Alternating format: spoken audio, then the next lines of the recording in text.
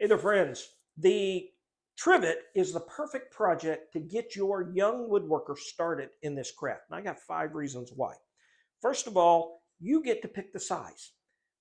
Bigger, smaller, whatever fits your needs. Number two, because you get to pick the size, there is no right size, you also get to pick the materials. I typically just go into the scrap bin. If you don't have a scrap bin, you go to the home center, buy a stick of molding for $5, $6, and you're good to go. Number three, you need just a very basic set of tools. Again, inexpensive tools to get started. Number four, this is a good way for them to practice making square and accurate cuts without it impacting the integrity of the piece. What this means is if they make a mistake, it is no big deal because the piece is still going to work just fine. Okay. Number five, it is low mess, low fuss, easy project to do indoors on a cold and or wet day. So let's make a trivet together. The trivet has been part of Sloyd woodworking for probably as long as there's been Sloyd. Gustav Larson, who was instrumental in bringing Sloyd education to America in 1902, published a book that had images of trivets that were made by students back in Sweden. So obviously this had been going on in Sweden as well. Some of the projects by Benjamin Hoffman in a Sloyd system of woodworking really resemble the trivet. So we're going to honor that tradition today, and we are going to make our trivet. And the trivet is really an excellent, excellent project for your young beginning woodworker. So first of all, hopefully your young woodworker has their book. We've talked about this in previous videos. They should have a book where they're charting out things that they're working on. So let's turn to the page of the trivet. All right, when your young woodworker is sketching in their book, we know it's going to be rough, and they should just do a quick picture, maybe a couple of dimensions or something like that. What we really want is for them to start getting into the habit of imagining what a piece should look like and then working to bring that piece to life to help stimulate their creativity.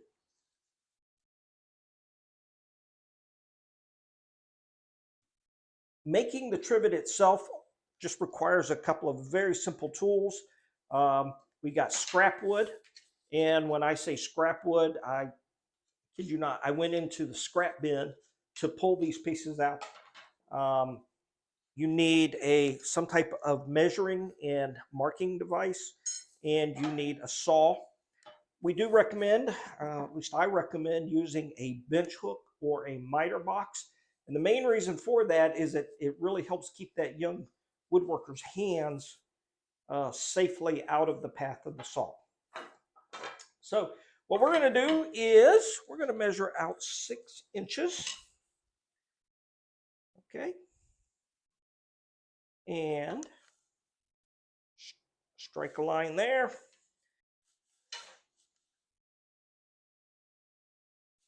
We got the bench hook because I'm using the pull saw. I have the bench hook reversed. Line it up on your cut mark.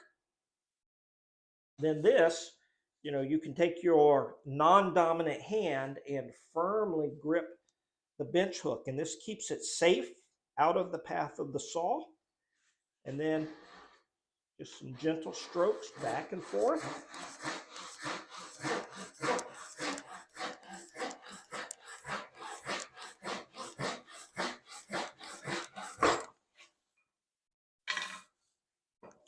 And we'll do the same thing, mark out another 6-inch piece.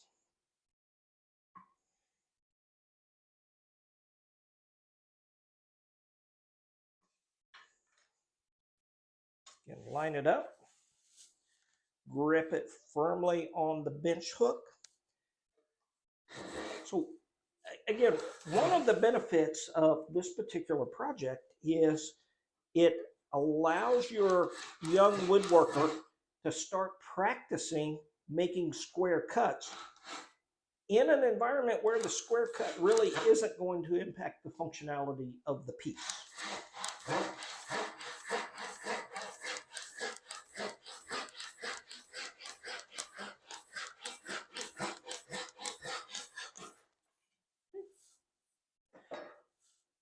All right. Next thing we want to do is take our slat material, and because we said we're going to do 6 inches by 6 inches, let's measure a 6-inch piece here.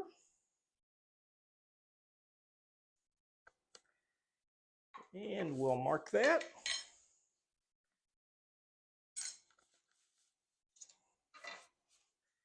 And make the cut. Okay. Now, of course, we are using the cross-cut side of the saw. Same thing.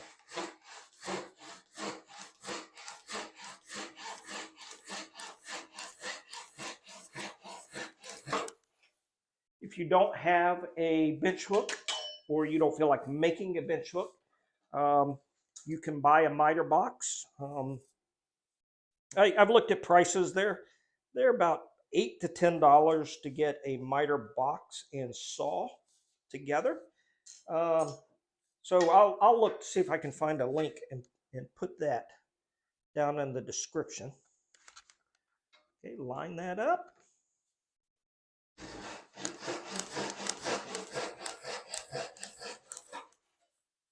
All right, 4 more slats. I'm not going to make you watch all that. All right, because this is yellow pine, which does tend to split a little bit, I'm going to go ahead and just put a small pilot hole at each end of the boards.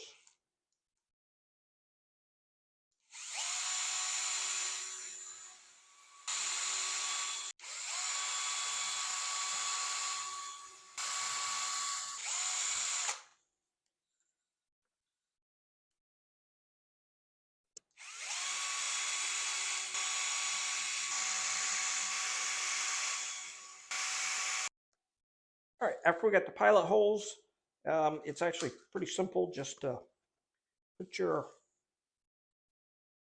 nails in there. Make it easier for your young one just to hold. So we'll take our runner. We'll put a dab of glue at each end. I'm sorry, dab of glue at that end. Take the other runner, dab of glue there. We'll line this up.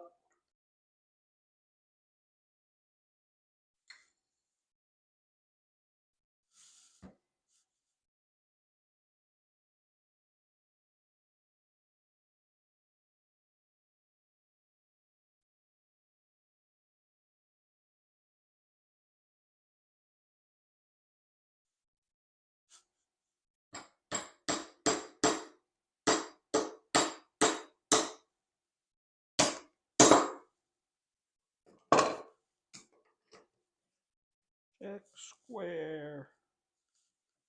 And that's square. Okay.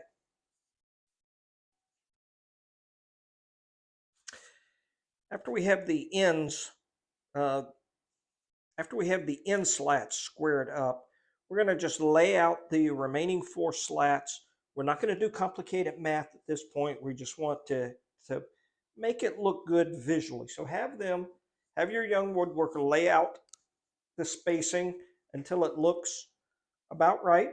And then we're just going to carefully come in here, mark the location of each one.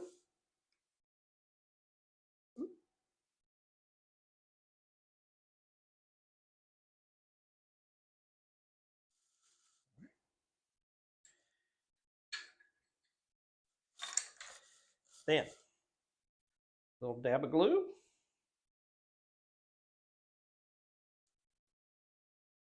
Line it up with the mark. Because we have the hole in there, that's nice and simple to with the hammer or put the nail in.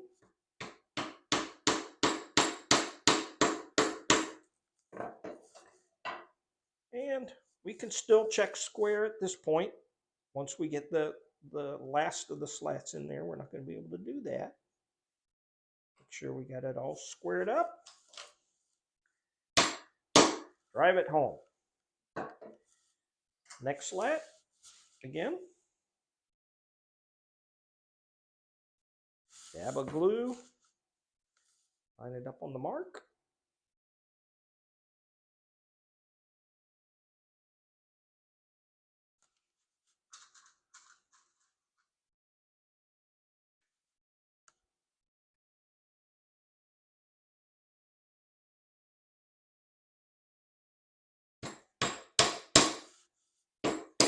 And just finish this out for all of the remaining slats.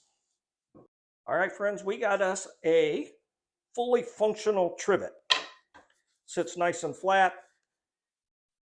Great thing about this, you can make it any size you want. Scale up, scale down. You can make it smaller, coaster size. You can make it larger for a bigger pan. This would be very nice for a bowl or something like that. So once your little one, though, has made something useful like this, you need to put it to use, please. Nothing encourages a woodworker like seeing their work actually in use. So get out in the shop, get your little one out there, have fun, make something useful. Take care. God bless.